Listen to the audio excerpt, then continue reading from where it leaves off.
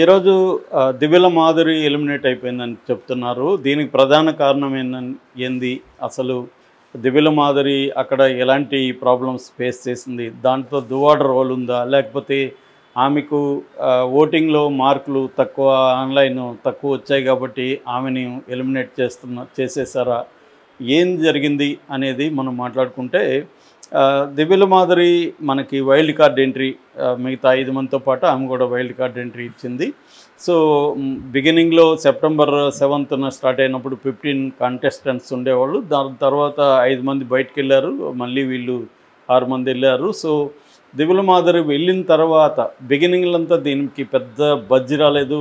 మనం సపరేట్గా చెప్పుకున్నాం కూడా, టీఆర్పీ రేటింగు ఎట్లా డెవలప్ అయింది, వీళ్ళకి ఎలా ఆదాయాలు వస్తాయి, ఇవన్నీ కూడా నేను చెప్పాను ఒకసారి. సో అలాగా ఇప్పుడు దివ్యల మాధురి వచ్చిన తర్వాతే దీనికి ఒక బజ్జి ఏర్పడం. పాజిటివ్ నెగటివ్ అనేది పక్కన పెడితే, ఒక మొత్తం ఎప్పుడు చూడని వాళ్ళు కూడా దీని మీదకి దృష్టి పెట్టడం, దీని మీద మీమ్స్, రీల్స్ విపరీతంగా పెరిగాయి దివ్యల మాధురి వచ్చినాక. మనం కానీ దివ్యల మాధురి మీద కానీ ఇన్స్టాలో కానీ కొట్టి చూస్తే 100 రీల్స్ చేశారు ఈ మీద. అది బాగా ప్లస్ అయింది ఈ షోకి అనమాట. అందువల్ల దివ్యల మాధురిని చివరి వరకు ఉంచుతారు అనేది అందరూ అనుకున్నారు. కాకపోతే ఏంటంటే ఒకటి దువ్వాడ శ్రీనివాస్ దివ్యల మాధురిని అక్కడ అన్ని రోజులు ఉంచడు అనేది కూడా చాలామంది గెస్ చేశారు. నేను కూడా లాస్ట్ టైం చెప్పాను. సో ఇప్పుడు కూడా ఈమెని ఎలిమినేట్ ఏం కాదు, కానీ దువ్వాడ శ్రీనివాసే పట్టుబట్టి ఆమె అవమానాలు జరుగుతున్నాయి అక్కడ. సో ఎందుకు భరించాలి మనం అవమానాలు, మనకేం కర్మ అక్కడ పోయి భరించాలి అనేది అనుకున్నాడని. ముఖ్యంగా భరణి మళ్ళీ రీఎంట్రీ ఇచ్చినాక భరణి బిర్యానీ విషయంలో ఆమెను అవమానించాడనేది చాలామంది పోస్టులు కూడా పెడుతున్నారు. అంటే దివ్యల మాధురిని హేట్ చేసేవాళ్ళు కూడా ఆ సీన్ చూసి దివ్యల మాధురి మీద సింపతి వచ్చినట్టుగా మనకు అర్థమవుతుంది.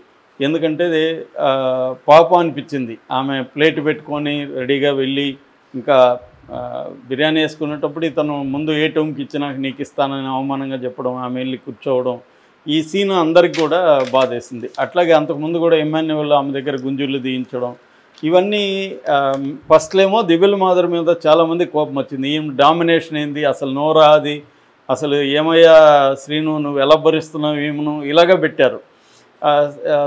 దువ్వాడ శ్రీనివాస్ని కూడా ఒక ఇంటర్వ్యూలో అడిగారు, సార్ మీ అంత కోపం ఉంటే మీరు ఎలా భరిస్తున్నారంటే, ఆమె నా దగ్గర కోపం చూపించదు, ఆమెకు జనరల్గా కోపం కొంత ఉంటుంది, అది మంచి చెప్పాలనుకుంటుంది కానీ అది ర్యాష్గా చెప్తుంది, ఇది ఆమె లక్షణం, దాన్ని మార్చుకోమని నేను కూడా చెప్పాను. నాగార్జున కూడా అదే చెప్పాడు, నువ్వు చెప్పిన విషయం తప్పు కాదు, చెప్పే పద్ధతి మార్చుకోమన్నాడు అనేది.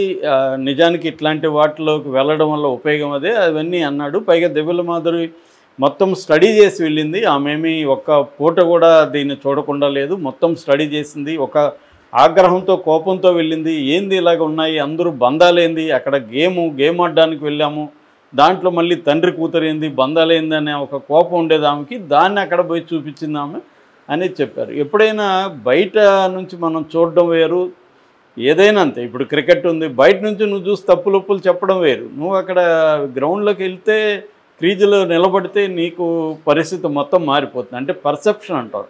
పర్సెప్షను బయట ఉండే వాళ్ళ పర్సెప్షన్ వేరే ఉంటుంది, గేమ్లో ఉండే వాళ్ళ పర్సెప్షను వేరే ఉంటుంది. మనకు అంతా అర్థమైనట్టే ఉంటుంది కానీ న్యూయాన్సెస్ తెలియదు. ఎప్పుడైనా మనం అక్కడ అనుభవించాలి అది.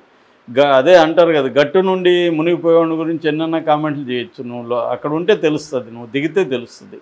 అలాగా ఈమె కూడా గట్టునున్నప్పుడు షో చూసినప్పుడు దాని మీద విమర్శలు, బంధాలు ఇవన్నీ మాట్లాడిన ఆవిడ లోపలికి వెళ్ళినాక ఆవిడే బంధాలు ఏర్పాటు చేసుకోవడం మొదలైంది. సో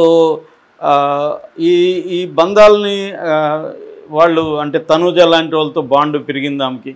సో దాన్ని వాళ్ళు ప్రశ్నించినప్పుడు మళ్ళీ ఆమె ఏం మాట్లాడింది, నాది గుడ్ రిలేషన్షిప్, మీది బ్యాడ్ రిలేషన్షిప్ అని మాట్లాడింది. ఇక రిలేషన్షిప్సే వద్దనుకున్నప్పుడు గుడ్ బ్యాడ్ ఉండవు కదా. సో కానీ ఆమె అంటే అక్కడ పోయినాక ఆమెలో కొంత మార్పు వచ్చింది. దాని తర్వాత ఆమె ఫస్ట్లో ఉన్న నెగిటివిటీ ఆమె మీద తగ్గింది, కొంత పాజిటివిటీ వచ్చింది. ఆమె కూడా కొంత దానికి తగినట్టుగా అడాప్ట్ అయింది. ఎందుకంటే ఆమె అనేక కష్టాలు చూసి, అనేక క్రైసిస్లు చూసి, ఆ క్రైసిస్లో నుంచి